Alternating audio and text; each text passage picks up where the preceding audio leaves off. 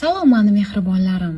Bugun sizlar bilan nafaqat mazali, balki foydali ham bo'lgan bulgurli teftelchalarni tayyorlaymiz.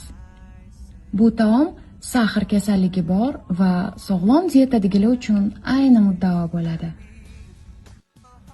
Foydali teftelchalarimiz uchun bizga 500 gram toza mol go'shti qiymasi, bitta piyoz, 100 gram bulgur va bitta tuxum kerak bo'ladi. Tuz, murch va ziralarni tabga ko'ra qo'shamiz. Shu joyda bitta kichkina sir bor.